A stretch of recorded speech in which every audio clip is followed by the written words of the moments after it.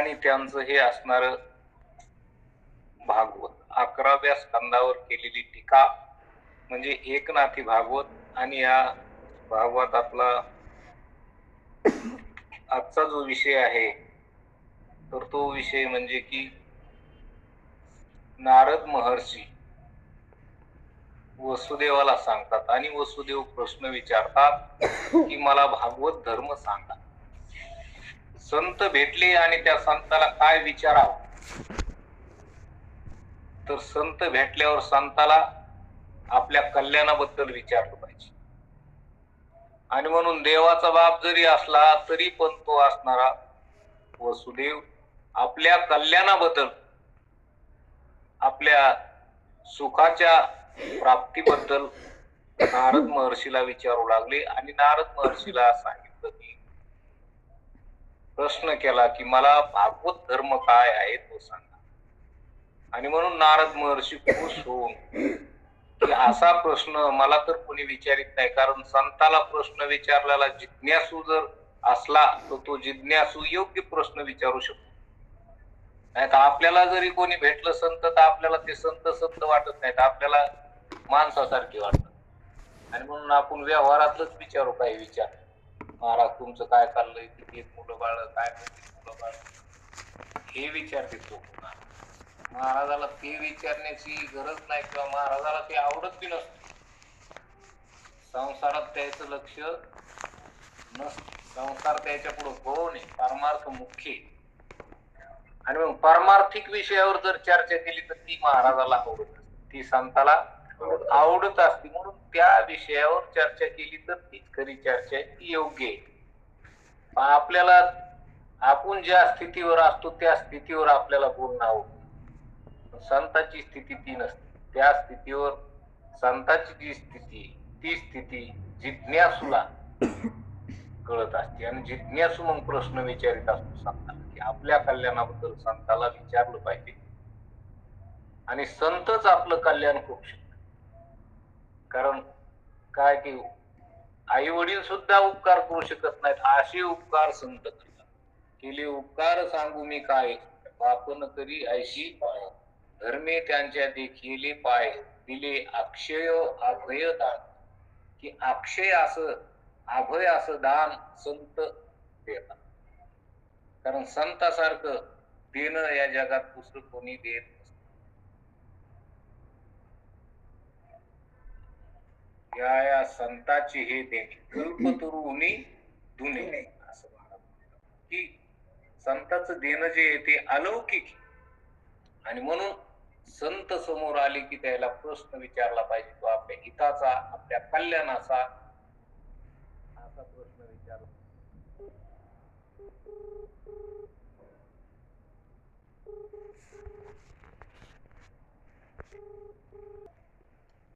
ऋषभ नावाचा राजा होता, अत्यंत सद्विचाराचा, म्हणजे महात्माच होता आणि खूप मोठा राजा होता. राजा जरी असला तरी पण महात्म्याचं अंग.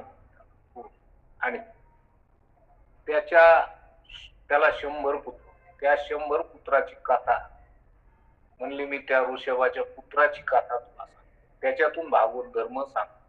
अशा प्रकारची त्या 100 पुत्राची कथा सांगताना त्यांनी पहिला जो पुत्र आहे ऋषभाचा तो भरत राजा. आपल्याला आहे की नाही, भरतखंडी नरदेह प्राप्त, म्हणजे आज भारत देश, हे भारत आपल्या देशाचं नाव आहे, ते भारताच्या नावावर आणि हा भरतखंड आहे. अशा त्या भारताची कथा आपण ऐकली की तो ज्येष्ठ पुत्र ऋषभ. त्याच्यानंतर दुसरे जे 9 पुत्र आहेत ते 9 पुत्र 9 खंडाचे 9 राज्य झाले. 9 खंडाचे 9 राज्य झाले. आणि त्याच्यानंतर 81 पुत्र हे कर्मठ निघाले, कर्मठ झाले. ते त्यांनी कर्म त्याला आवडत होतं म्हणून ते कर्माचे अधिकारी झाले. कर्माचे अधिकारी म्हणजे जसे यज्ञ याग करणारे, योग करणारे, याग करणारे, अशा प्रकारचे हे 81 पुत्र झाले. 9 पुत्र 9 खंडाचे राजे झाले आणि एक भरत राजा, म्हणजे 9 ने 1 10, 10 81 91. आणि आता 9 पुत्र राहिले. त्या 9 पुत्राची कथा सांगतात की ते 9 जे पुत्र आहेत, तर ते 9 पुत्र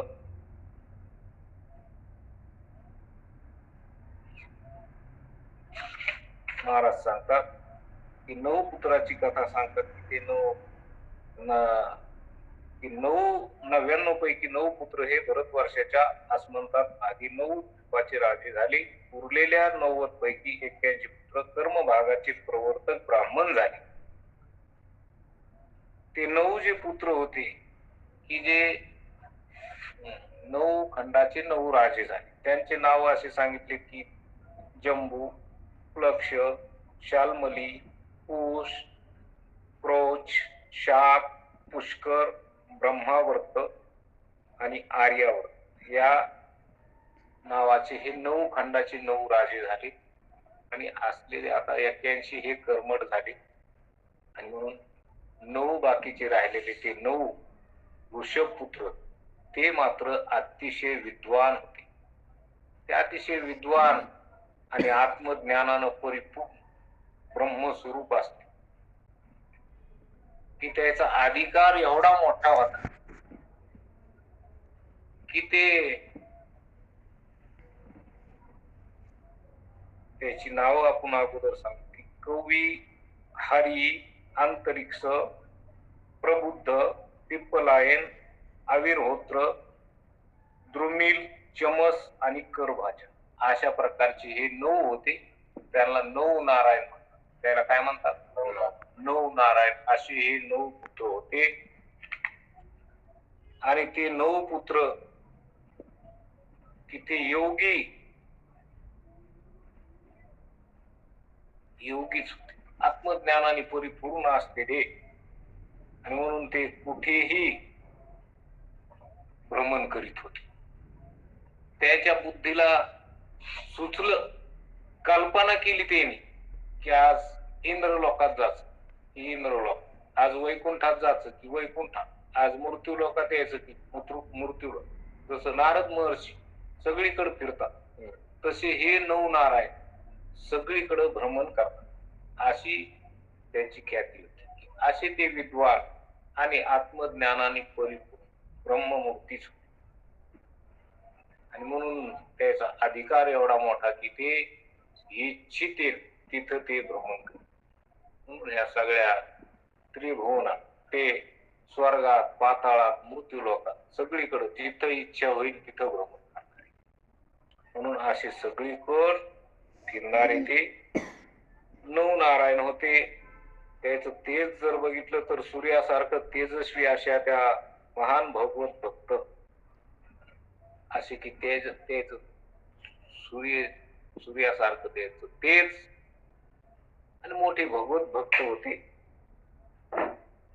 ते वैकुंठ, कैलास, ब्रह्मलोक, देव, सिद्ध, साध्य, गंधर्व, स्वर्गातील स्थानात, अतल, वितल, सुतल, रसातल, तलातल, महातल, पाताळ इत्यादी लोकात भ्रमण करीत होते. असं त्यांचं भ्रमण होत. त्यांच्या मनात कोणत्याही विषयाची आसक्ती नव्हती, म्हणून त्यांची गती कुंठित होत नसे. म्हणून ते कुठं एका ठिकाणी स्थिर नव्हते, कारण मनात कोणतीच आसक्ती नसल्यामुळे ते जिथं म्हणले तिथं जात. म्हणून असे कुठेही गमन करण्याची सामर्थ्य होते. म्हणून ते निष्काम बुद्धीने सुखाने संसार करीत होते. म्हणजे आपलं जीवन ते जगत होते. सगळीकडे फिरून, सगळीकडे ज्याला जो जसा प्रश्न विचारित तशा प्रश्नाचं उत्तर देत होते. म्हणून त्याला अशी कोणी साधकही भेटत होते, त्या साधकाचंही ते कल्याण करत होते. ते संतच होते. अशा प्रकारचं त्यांचं वर्णन आहे की ते नवयोगी स्वइच्छेने पृथ्वीवर एकदा सहज पृथ्वीवर फिरत आले. आणि तेच फिरणं असं होतं की आपलं मन जिथं जात तिथं त्याचं फिरणं होतं. म्हणजे ते इच्छिले तिथं ते जात होते, जिथं इच्छा झाली तिथं जात होते. अशी विस्तृत अशा पृथ्वीवर फिरत असता असे ते एकदा नवनारायण पृथ्वीवर फेरफाट आणि पृथ्वीवर फिरू लागले. पृथ्वीवर फिरत असताना ते आजनाब खंडाला म्हणजे भारतवर्ष, ज्या भरत खंडाचं नाव म्हणजे भारत देश तिथे आहे आपल्या भारत देशामध्ये, या ठिकाणी ते आले आणि जिथं जनकाची राजधानी दादा त्या मी पण ठिकाणी थोडी खाई ना ते अर्थात भरत वर्षाला प्राप्त झाले. तिथे विदेहाचा राजा जनक म्हणजे की तो राजा होता, जनक राजा, आणि तो विधेयी होता. तो विधेय असणारा जनक राजा आणि त्या जनक राजाची तो एक मोठा यज्ञ चालू 1 वर्षापासून चालत होता तो यज्ञ. आणि तिथं अनेक ऋषी, सिद्ध, संत, मुनी हे सगळे भारत देशातले सगळे तिथं त्या यज्ञाच्या कार्यक्रमाला मोठमोठाले ऋषी अधिकारी सगळे त्या ठिकाणी आलेले होते. एवढा मोठा तो याग चालू होता, यज्ञ चालू होता की ज्याची चर्चा स्वर्गात सुद्धा होती. असा यज्ञ तिथं चालू असताना त्या ठिकाणी हे नवनारायण त्यांनी येण्याचं ठरवलं. त्यांनी इच्छा केली की आपण तिथं जाऊ आणि म्हणून ते त्या ठिकाणी आले की विद्याचा जनक राजा एक मोठा वर्षावधी याग चालू होता. त्या यागाकरिता पुष्कळ ऋषीश्वर जमले. तो याग वेदाने सांगितलेल्या विधीप्रमाणे शुद्ध होता. कुंड मंडप वेदी दिशा साधून योगानुष्ठानाचे पीठ शोभित असे शास्त्रात सांगितल्याप्रमाणे अतिशुद्ध असे ते मंडप बनवले होते. अशा सगळ्या विधी न पूर्वक असा असणारा विधीपूर्वक तो यज्ञ याग चालू होता असं वर्णन केलेलं आहे. की मग असे हे जे नवनारायण त्या ठिकाणी आले आणि मग असंख्य सूर्याच्या कुटी जगाच्या नावाच्या व अंगुष्ठाच्या तेजात हरपून जातात. तो भगवंत ज्याने हृदयात धारण केला त्याच्या तेजाची कथा अलौकिकच असणार की ज्याने भगवंत हृदयात धारण केलेलं आहे असे ते नवनारायण. ते नवनारायण त्या ठिकाणी आले. तेजपुंज असे त्यांचं स्वरूप होतं की सूर्याच्या तेजालाही लपवून असं त्यांचं तेज होत. कशामुळं तर ते आत्मज्ञानी ब्रह्मज्ञानी असल्यामुळं ते नवयोगी जणू नव भगवत भक्ताचे वैभव, भगवंताचे स्वाभाविक महत्व जणू ते नवविध भक्ताचे नव मूर्तिमंत विभाग होते असे जाण असं आपल्याला नाथ महाराज सांगतात की जनक राजा हे त्यांना भगवत निष्ठा असल्या जनक राजा अत्यंत निष्ठावान होता, भगवत निष्ठ होता, विधेय होता म्हणजे तोही आत्मज्ञानी होता, विधेयी होता. राज्य करीत असताना तो देहावर असल्याशिवाय राज्य करता येत, देहावर असल्याशिवाय व्यवहार करता येत नाही. पण तो व्यवहार करीत असताना राज्य चालवित असताना तो विधेय. म्हणून जनक राजाची कथा आपण ऐकलेली की जनक राजा आत्मज्ञान ऐकायची, नेहमी हे चिंतन ऐकायची. आणि मग एकदा महाराज चिंतन सांगत असताना किंवा ते अष्टवक्र सुद्धा त्यांच्याकडे आले, ते अष्टवक्रांनी सुद्धा त्यांना उपदेश केलेला आहे. असं एकदा काहीतरी महापुराण चालू होतं आणि त्या ठिकाणी राजा जनक रोज यायचे. बरेच साधू त्या ठिकाणी ऐकायला होते, बरेच ऋषी साधू असे ऐकायला होते. सांगणारा मोठा महात्मा आणि जनक राजा सुद्धा तिथं ऐकायला यायचे. पण जनक राजा जरा राज्य कारभार चालू असल्यामुळं राज्याचा कारभार पाहावा लागत होता. मग थोडा एखाद्या वेळेस त्याला प्रवचनाला यायला काय व्हायचा, उशीर व्हायचा. मग उशीर झाल्यावर हे बाकीचे जे लोक होते का, हे साधू लोक कोणी अनेक प्रकारचे होते, चिंतन ऐकायला असणारे पण प्रवचनाला उशीर राजाला रोज होत होता. जरा जरा उशीर झाला की ते महाराज थांबायचे. राजा येऊस राजा आला की मग सुरू करायचे. मग बाकीच्याला वाटायचं राजा असल्यामुळं राजामुळं हे थांबत हे टाइम द्यायला म्हणजे 9चा टाइम म्हणजे 9चा टाइमच पाहिजे का नाही. 9ला प्रवचन सुरू झालं पाहिजे. ह्यो याचा राहिला तो याचा राहिला मग थांबा असं. पुन्हा मोठा माणूस असल्यामुळे मग त्याच्यामुळे थांबायचं. मग बाकीच्याला काही किंमत नाही सांगता असं ते म्हणायचे असं काऊन करीत असते मी म्हणजे. आणि एक दिवस मग राहिले महाराजाला प्रश्नच विचारला की महाराज तुमचा टाइम जे आहे ना प्रवचनाचा 9चा आहे, मग तुम्ही 9ला प्रवचन का सुरू करीत नाही. राजा मग उशिरा जरी आला राजामुळे तुम्ही थांबता म्हणजे राजाला महत्व देता तुम्ही म्हणजे बाकीच्याला महत्व देत नाहीत राजालाच महत्व देता. म्हणजे हे काय तुमचं ही पद्धत काही बरोबर नाही. कारण तुम्हाला सगळे सारखे असले पाहिजेत, सगळे समान असले पाहिजे आणि तुम्ही जी वेळ दिली त्या वेळेवर प्रवचन सुरू झालं पाहिजे. कोणी येऊ की न येऊ वेळेवर 1 आले काय 2 आले काय वेळेवर सुरू हो. ते म्हणले तुमचं बरोबर आहे. म्हणले काही दिवसांनी तुम्हाला हा प्रश्न मग ते म्हणले काय हरकत नाही. पण राजा उशिरा आल्यामुळे प्रवचन थोडं उशिरा व्हायचं. 10-5 मिनिटं का होईना उशिरा.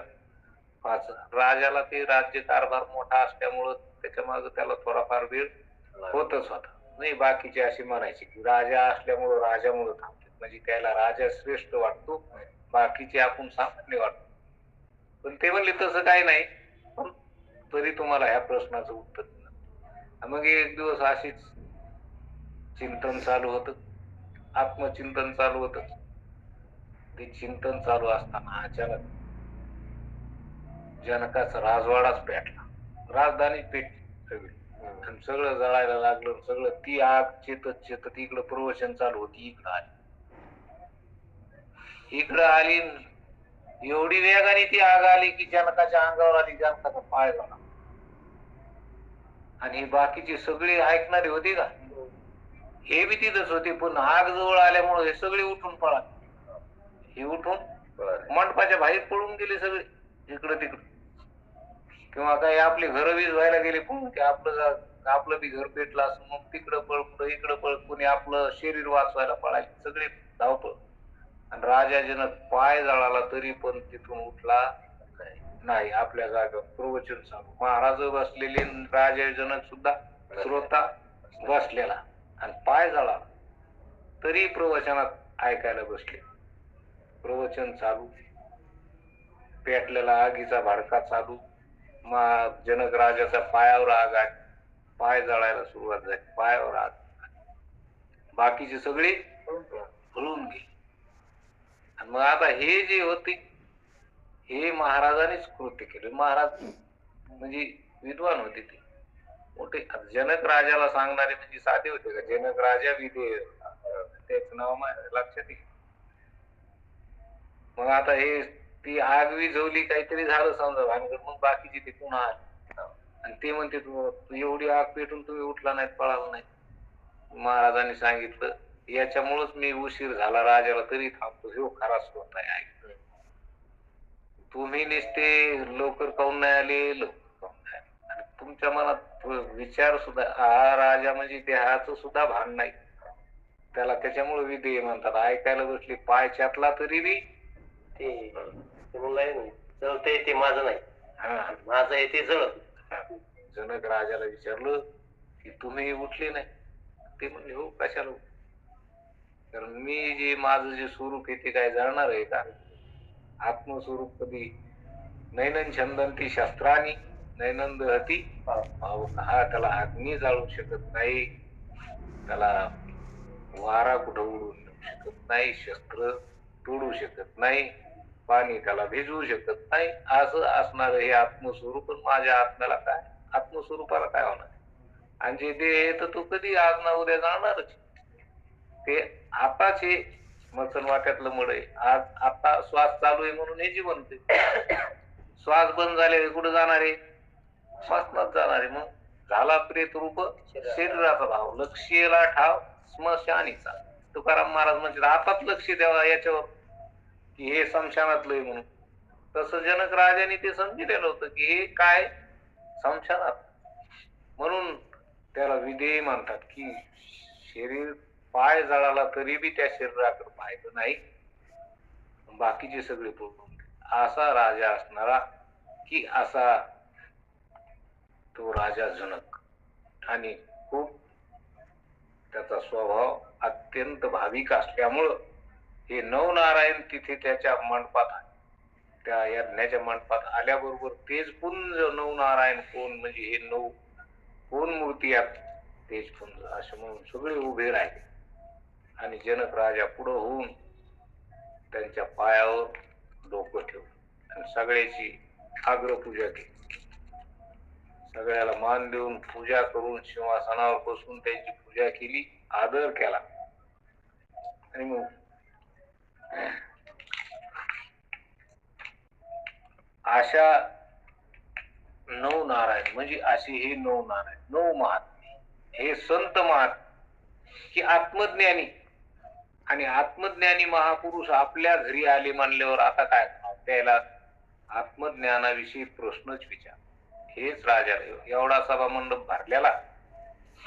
आणि मग त्या भरलेल्या सभा मंडपात राजाने आता सांग पूजा करून की आता जनक राजा बोलू लागले. काय बोलतात की दुर्लभ हो मनुष्य देहो देही नाम क्षण भंगुरा तत्रापि दुर्लभम मन्य वैकुंठम प्रिय दर्शनम सकल देहा माझी पाहो अति दुर्लभ मनुष्य देहो त्याची या प्राप्तीचा संभव तो अभिप्रायो अति दुर्गम सुकृत दुष्कृत समान समी ते पाविजे कर्मभूमी तेची जे पडे विषमी ते स्वर्गगामी का नरकी. म्हणून आज माझे भाग्य धन्य झाले आहे की आज तुम्ही माझ्या घरी आलात. माझ्या घरी आलात म्हणून असा राजा खुश झाला की आज माझे राज ऐश्वर्य धन्य झाले. तुमच्या पायानं मी सर्व रूपाने धन्य आहे. कधीही यापूर्वी न लाभलेले तुमचे चरण मला प्राप्त झाले.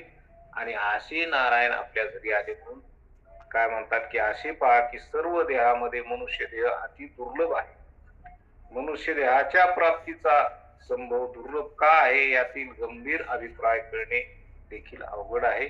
पाप आणि पुण्य जेव्हा समान होत तेव्हा हा मनुष्य देह मिळतो. आणि म्हणून राजा मनुष्य देहाचं महत्व सांगतो की असा हा मनुष्य देह जसा महत्वाचा आहे पाप पुण्याच्या समान कर्माच्या गतीनं हा मनुष्य देह मिळतो. पण पुण्य जास्त झालं तर स्वर्गाची प्राप्ती होते आणि पाप जास्त झालं तर अधोगती. पण पापन पुण्य समान समी झालं तर मनुष्य देह मिळत असतो. आणि मनुष्य देह अत्यंत महत्वाचा आहे. दुर्लभ आहे म्हणजे भेटतच नाही. नाही दुर्लभ आहे. असा दुर्लभ मनुष्य देह जस की आता इथं थोडं चिंतन सांगितलं की पाप जास्त झालं तर अधोगतीला जावं आणि पुण्य जास्त झालं तर स्वर्गाची प्राप्ती होते. पण स्वर्ग जरी असलं स्वर्ग प्राप्त जरी झाला तर तिथं बी मारावं लागतं. पुण्याची पावटी तरी सवेची इंद्रपणाची उठी मग येऊ लागती माघारी. आणि पाप तर ती अधोगतीची 84 लक्ष जेवणीची. पण समान समी जेव्हा पाप पुण्य होतं तेव्हा मनुष्य देह. पण असं पापन पुण्य समान कसं काय होतं? पापन पुण्य कसं काय समान ते नाथ महाराजांनी थोडं आपल्याला युक्तीनं सांगितलंय की जसं एक पापाचा मोठा घन स्वरूपाचा दगड त्याच्याशी तुलना करण्याकरिता चाराचुरा असलेली किरकोळ पुण्य अशा प्रकारचे तराजूतील वजन सारखे जरी झाले तरी त्या समान पाप पुण्याने जो जन्मास आला तशा जन्मामुळे त्या मनुष्याला थोडं पाप करण्याची पापन पुण्य हे समान समी पाप पुण्य झालं.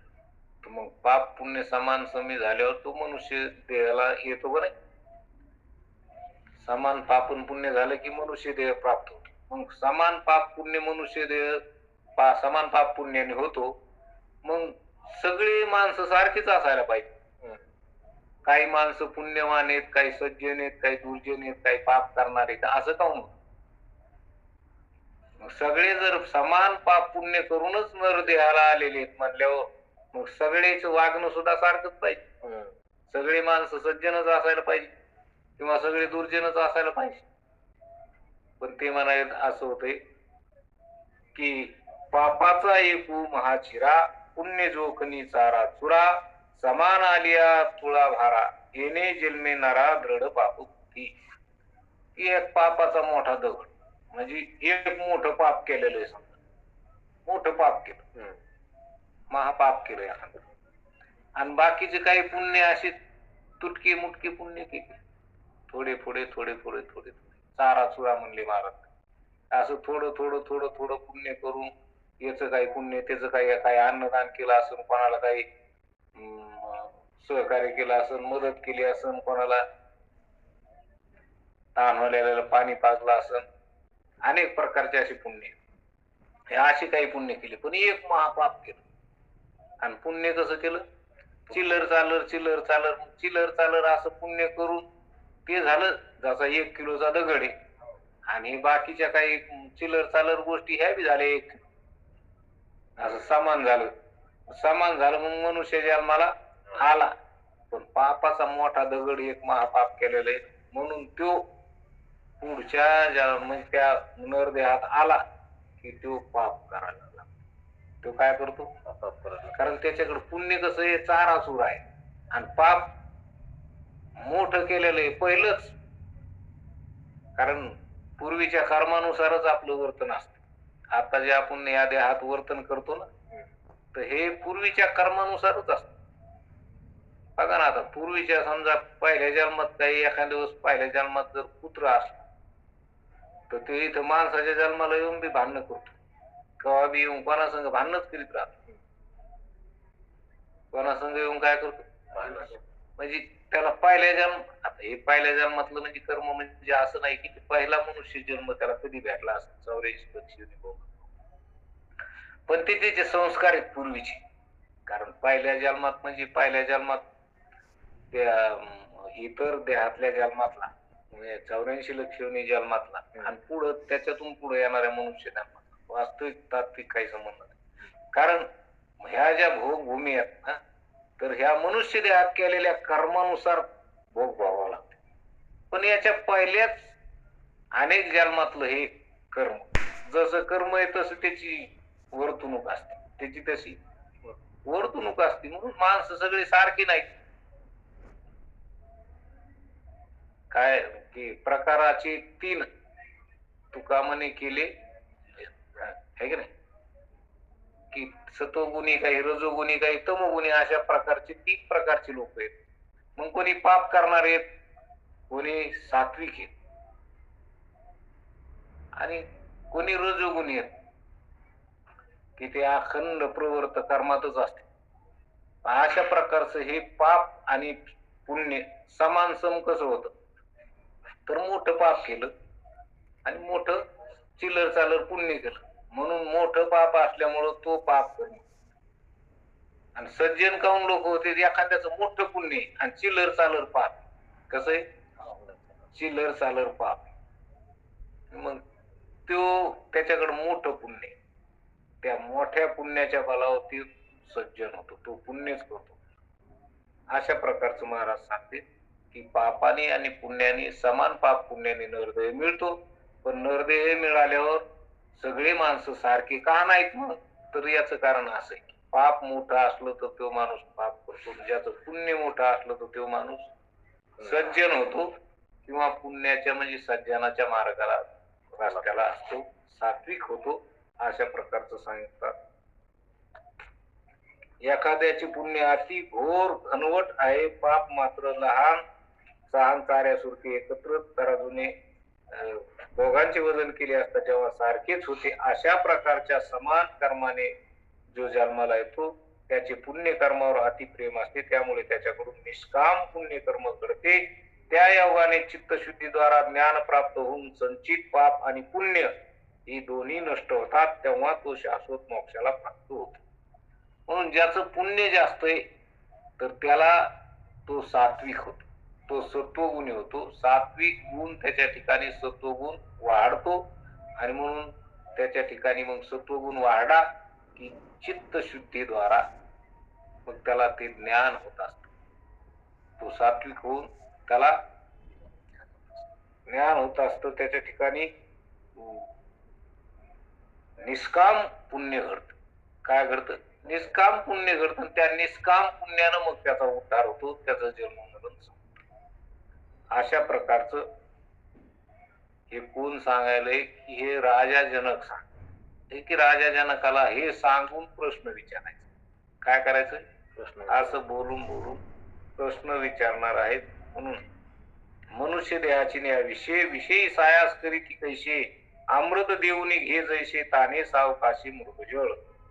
तर म्हणले मनुष्य देहातील मन आयुष्याने विषय भोगाविषयी जे लोक कष्ट करतात ते कोणत्या स्वरूपाचे आहेत असे विचाराल तर सांगतो की तहान लागलेल्या माणसाने हातातले अमृत सावकाशपणे काहीही विचार न करता दुसऱ्याला देऊन आपण मृगजळाकडे जशी धाव घ्यावी, चिंतामणी देऊन त्याच्या बदली गंधर्व नगरीतील घरे जशी विकत घ्यावी, त्याप्रमाणे विष मिळविण्याकरिता मनुष्य देहाची आटणी म्हणजे खोट्याकरिता होय. पण मनुष्य देहात एवढा मनुष्य देह चांगला, या मनुष्य देहात आल्यावर ज्याचा सत्वगुण वाढला तो निष्काम बुद्धी, त्याची बुद्धी कशी होते? निष्काम होते आणि तो सात्विक होतो. आणि त्या निष्काम बुद्धीने, त्या सात्विक भावनेने त्याचा उद्धार होतो. त्याच्याकडे निष्काम कर्म उपासना झाली की त्याचं जन्म मरण राहत नाही, तो परमात्मा होतो. परमात्मा आहेच पण मी ब्रह्म आहे असं त्याच्या लक्षात येतं, त्याचा निश्चय होतो. आणि हे सत्व गुणानं. नाही तर सगळीच माणसं इथं जन्माला आलेली आहेत पण सगळीच काय परमार्थ करतील का? सगळेच सात्विक आहेत का? सगळ्याचा उद्धार होतो का? सगळ्याला मी परमात्मा आहे असं वाटतं का?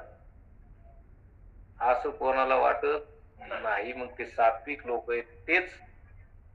नाही तर मनुष्य देह इतका चांगला आहे पण इथं महाराज सांगतात की मनुष्य देहातील आयुष्याने विषय भोगाचे जे कष्ट करतात. आता एवढा मनुष्य देह मिळाला पण हा विषयाची चिरवणी केली, आयुष्याची गाळणी. तुकाराम महाराज म्हणतात की विषयाच्या नादी लागला आणि विषयाच्या नादी लागून याने आपलं आयुष्य एवढं अनमोल किमतीचा हा नरदेह मिळाला. हे पाप पुण्य समान सम होऊन कसा का व्हायना पण मिळाला ना. मिळाला म्हणल्यावर आता त्या मनुष्य देहाचा अधिकार हे मोक्ष प्राप्त करण्याचा. मनुष्य देहात आलेल्या जीवाचा अधिकार काय? मोक्ष प्राप्त करण्याचा अधिकार. इतर देहातल्या जीवाला मोक्षाची प्राप्ती होत नाही, त्या देहात होत नाही. त्या देहात मोक्ष प्राप्तीसाठी तशी बुद्धी नाही. आणि मनुष्य देहात बुद्धी, आपल्या बुद्धीची काय सिद्धी, आपल्याला परमात्म्याची ओळख इथं होते. इतर देहात परमात्मा ओळखता येत नाही, परमात्मा कळत नाही. तिथं फक्त खायचं प्याचं राहायचं, आहार निद्रा भय मैथुन सर्व योनीशी समसमान. परी मनुष्य देहाचे ज्ञान अधिक जाण सर्वथा. मनुष्य देहाचं ज्ञान वेगळंय. मनुष्य देहाचे ज्ञाने सचिदानंद पदवी घेणे एवढा अधिकार नारायणे कृपा अवलोकुने दिला. म्हणून अशा प्रकारचं हे जे मनुष्य देहातलं जे ज्ञान, मनुष्य देहातली जी बुद्धी आहे तर ती बुद्धी परमात्म्याला ओळखते. परमात्म्याला ओळखते. परमात्म्याला ओळखलं म्हणजेच मोक्ष. परमात्म्याला ओळखीला हरी मोक्ष त्याची घरी सिद्धी सहित. मोक्ष हरीला ओळखल्यानंतर, हरीला जाणल्यानंतरच असा होत. मग हरीला जाणण्याची बुद्धी येत आणि हरीला आपल्याला जाणता येतं. हरी कसा आहे, परमात्मा कसा आहे हे आपण संतांच्या ग्रंथातून, संतांच्या बोधानं, संतांच्या वाक्यानं आपण आपल्याला ते लक्षात. संत आपल्याला शिकवतात की बाबा तू परमात्मा आहेस, तू हरी आहेस, तू देव आहेस. असं ते सांगते. तू माणूस नाहीस, तू हाडामासाचा देह नाहीस, तू इंद्रिय नाहीस, तू मन नाहीस, बुद्धी नाहीस. या मनाच्या, इंद्रियाच्या, बुद्धीच्या या सगळ्याच्या पलीकडचा तू न दिसणारा, सूक्ष्म पण जाणणारा असा तू दिस. मन बी न दिसणार आहे, सूक्ष्म आहे, पण ते जड आहे, ते जाणीत. वारा न दिसणार आहे, शब्द न दिसणार आहे, गंध न दिसणार आहे, आपल्याला रस न दिसणार आहे, न दिसणार आहे. पण हे इंद्रियाने कळतं म्हणून याला स्थूलच मानावं लागतं. हे इंद्रियाने कळतं म्हणून पंच इंद्रियानं जे जे कळतं त्याला त्याला स्थूल म्हणायचं. काय म्हणायचं? पंच इंद्रियानं दिसत नाही, जे जे कळतं दिसतं फक्त डोळ्याला. पंच इंद्रियानं जे जे कळतं ते सगळं स्थूल. हे कसं? स्थूल. आणि इंद्रिय वाचून जे कळतं ते सूक्ष्म. आता मन इंद्रियाने कळतं का इंद्रिया वाचून कळतं? मन तुम्हाला कसं कळतं? मन का तुम्हाला डोळ्याने दिसतं का? कानाने ऐकू येतं का? हुंगून पाहता येतं का? नाकात हातानं चाकून पाहता येतं, जिभीनं चाटून पाहता येतं का? मन कसं येतं? मन इंद्रिया वाचून कळतं म्हणून सूक्ष्म. मन इंद्रिया वाचून कळतं म्हणून सूक्ष्म. पण ते सूक्ष्म असून त्याला कळत नाही, ते जड आहे, ते पंचभौतिक आहे का नाही? पंचभूतातच सूक्ष्म पंचभौतिक आहे. आणि म्हणून ते सूक्ष्म आहे, ते जड आहे, त्याला कळत नाही म्हणून ते सूक्ष्म आहे, पण सूक्ष्म जड आहे. कसं आहे? सूक्ष्म जड. आणि आपण कसे आहेत? आपण बी न दिसणारे सूक्ष्म आहेत, पण सूक्ष्म चेतन आहे. सूक्ष्म चेतन. चेतन म्हणजे ज्याला कळतं, जो जाणणार आहे. मग आपल्याला मन कळतं, तर कोणाला कळतं? मनाला कळतं का आपल्याला कळतं? आपल्याला. इंद्रिय कळते, कोणाला कळते? मनाला कळते का आपल्याला कळतं? आपल्याला कळतं. कळणं मनात, मनात आहे. कळणं कशात आहे? मनात. पण आपलं कळणं आहे का मनाचं आहे का? नाही. आरशात जसं तोंड आहे, आरशाचं आहे का आपलं आहे? नाही म्हणले आरशात दिसतं, म्हणले आरशातच असं. आरशाच नाही, कोणाचं आहे? आपण आरशा पुढे उभे राहिल्यावर चेहरा आपलाच आरशात दिसतो. आपला चेहरा आरशात दिसतो. तस हे कळणं कोणाचं आहे? आपलं आहे. आणि म्हणून हे कळणं आपलं आहे. हे कळणं आपलं असल्यामुळं आपण जाणणारे आहेत, सूक्ष्म आहे, चेतन आहे. जाणणारे, जाणणारे म्हणजे ज्ञान स्वरूप आहे. आणि ज्ञान हे आपलं स्वरूप आहे. आणि ज्ञान स्वरूप परमात्मा आहे. ज्ञान काय? परमात्मा आहे. ज्ञान हे परमात्म्याचे, परमात्माचे. ज्ञान म्हणजेच परमात्मा. ज्ञान म्हणजेच सचित आनंद असं जे स्वरूप आहे ते ज्ञान. आणि ते आपलं स्वरूप आहे. म्हणून आपल्याला संत सांगतात की बाबा तू देव आहेस, तू ओळख. तू तुला ओळख म्हणजे आपली ओळख झाली म्हणजे परमात्म्याची ओळख झाली. परमात्मा जसा आहे तसं आपण येत म्हणजे परमात्म्यानं आपण वेगळे नाहीत असं लक्षात घ्यावा. असं या नरदेहाची महत्ती. म्हणून या नरदेहातल्या बुद्धीनं आपल्याला मी परमात्मा आहे असं कळतं. हे आपल्याला राजा जनक सांगतात. ते आपल्याला नाथ महाराज सांगतात की असा एवढा नरदेह महत्वाचा आहे. आणि हे कळालं की काय होतं? की हे कळालं म्हणजे की मी जाणणार आहे आणि सत्स्वरूप म्हणजे सदा असणार आहे. माझा अभाव म्हणजे कधीच नाही. माझा नित्य भाव आहे. मी सदा आहे. सदा आहे म्हणजे कधी? सदा म्हणजे सदा आहे. सर्व अवस्थेत आहे, सर्व वस्तूत आहे, सर्व कालात आहे, सर्व देशात आहे, सर्व वस्तूत आहे. असं असणं हे परमात्म्याचं. तेच असणं आपलं आहे. आपणही ब्रह्मस्वरूपाहून वेगळे नाहीत.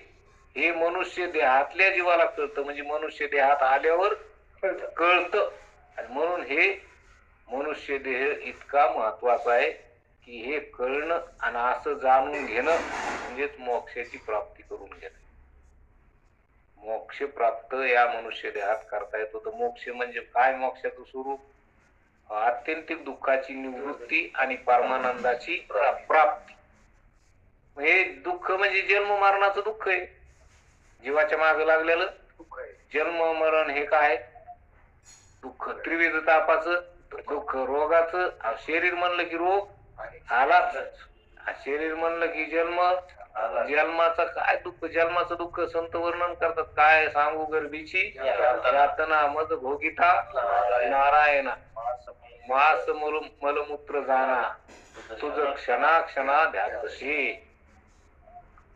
काय सांगू गर्भीची यातना, किती गर्भाच्या यात नाही. आणि हे गर्भावस्थेतले दुःख, नाकी तोंडी कुर्मकिडे, निष्ठा लेपत होकडे, गर्भवासाचे दुःख गाडे कोणा पुढे सांगावे. हे गर्भवासाचे दुःख. आता ते दुःख आपल्याला आत्ता लक्षात येत नाही, पण संत सांगतेत म्हणल्यावर लक्षात येतं का नाही. आणि हे अनुभव तुम्ही घेतला नाही का, पण आता ते ध्यानात नाही म्हणून बरं आठवत नाही तेव्हा. पण संत आठवण करून देतात का नाही का, तेव्हा दुःख काय, तेव्हा लय मजा होती का काय, तिथे काय म्हणजे काय एसी गिशी होता का, कूलर गिलर होतं म्हणजे काय, असं काय होत का, सुगंधाच्या काही बाटल्या होत्या म्हणून तिथे चौकडे विष्टा लेप चौकडे आहे का नाही. किती अवस्था होती, त्या अवस्थेत राहावं लागलं का नाही, उकडावं लागलं का नाही. किती त्या जठराग्नीच्या गर्भातल्या त्या उकड्यानं उकडावं लागलं, दुःख भोगावं लागलं. जन्म मरणाचं दुःख, जन्माचं दुःख आहे, गर्भवासाचं दुःख आहे, पुन्हा जन्माचं दुःख आहे. जन्माच्या वेळेस, जन्माच्या वेळेस काय अवकाळ असते हे आपल्याला माहित नाही, तरी पण आपल्याला आपण जाणीत नाही. पण संत आपल्याला आठवण करून देते. संतांनी सांगितल्यामुळं कळायले, नाही तर आपल्याला काय कळत का काय. आपण तेवढे इतके कळून घेणारे नाही, तर संत सांगतात आपल्याला, जाग करतात म्हणून तरी बरं आहे. म्हणून हे जन्म मरणाचं जे दुःख आहे हे आपल्याला आता इथं लक्षात येत. इतर प्राण्याला ते लक्षात येत, पण आपल्याला आता आठवत का नाही. आठवत, हे सगळे दुःखाची आठवण होती का. जशी जन्माची आठवण आहे तशी मृत्यूची बी आता आपल्याला ध्यान नाही का, की मृत्यूचे कसं काय होतं बाबा पुढं. हा त्या यमाशी नाही करुणा, पुन्हा पुढीतून काढी ती प्राणा. मग आता त्याला काय करू नाही का, पाप केल्यावर यम आहे का नाही, मारिती झोडी ती तोडी ती निष्ठूर. यमाची किंकर का 4-2 दिवस नाही, नाही बहुसाल, किती दिवस मारतील सांगता येत नाही. म्हणून हे अनेक प्रकारचे दुःख आहेत. हे त्रिविध तापाचं दुःख, मग आध्यात्मिक, आधी दैविक, आधी भौतिक, हे सगळे दुःख जीवाच्या मागे लागले. कशामुळं, त्या अज्ञानामुळं.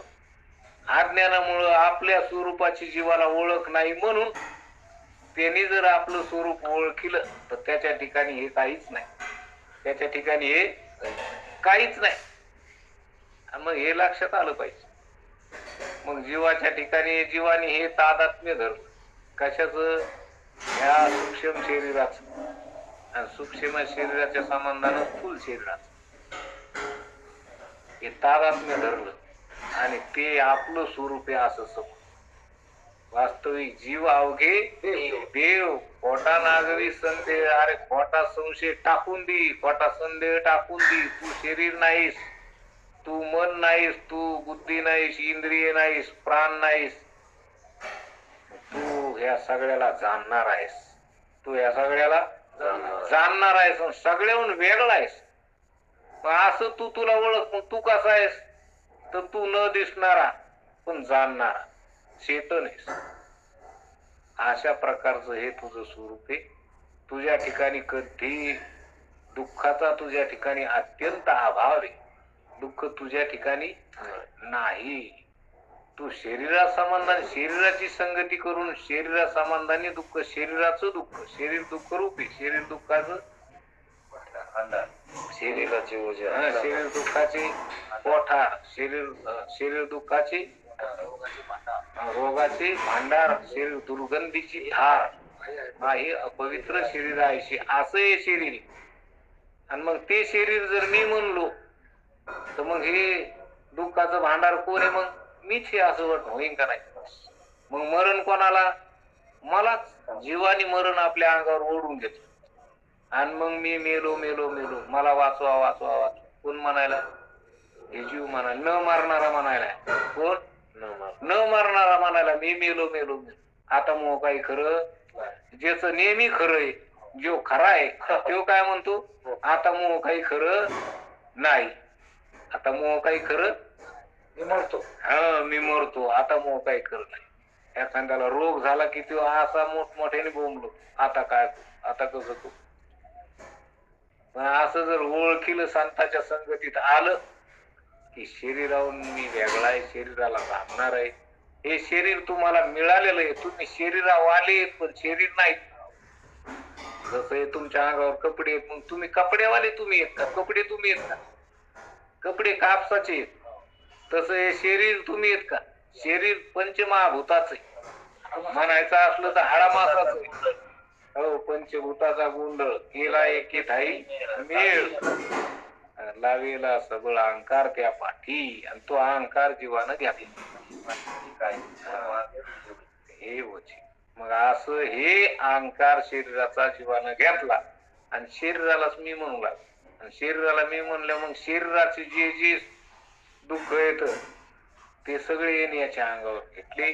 मग शरीर जन्माला आलं म्हणजे शरीर मरणार. मग हे म्हणतो मी जन्मलो, मी मेलो, जन्मलो म्हणून काय दरवर्षी वाढदिवस फटाकड्या वाजून साजरे करायला, कोणत्या कोणत्या प्रकारचे केक आणायला, काय काय करायला, कोणी तर काही करायला. दहाबीच हे करायला, बुकिंग करायला. आता वाढदिवस करणं, वाढदिवस आहे का घट दिवस आहे? वाढदिवस. अरे एक एक दिवस घटायला, हे आयुष्यातला कमी व्हायला, हे चाललाय. वाढदिवस साजरा करावा, वाढदिवस साजरा नाही करावा. अरे ह्या दिवसात हे मिळालेले हे शरीरातले हे मनुष्य देहातले हे दिवस आहेत, एक एक क्षण महत्वाचा आहे. परमात्म्याची आठवण करा का शरीराचा? आणि शरीराचा काय वाढदिवस करावा? हे आत्ताच मड आहे ना, या मड्याचा काय वाढदिवस करावा? मड्याची आठवण करावा, हे मसनातलं म्हणून आहे का नाही? तुकाराम महाराज म्हणते, लक्ष येला ठाव समशानेचा, झाला प्रेत रूप शरीराचा भाव. आत्ताच शरीर प्रेत आहे, पण आत्ता प्रेत असून आपल्याला प्रेत वाटत नाही, आपल्याला लय मजा वाटते. आता मजा वाटली म्हणल्यावर पुढं सजा होणार आहे का नाही? पुढं काय होणार?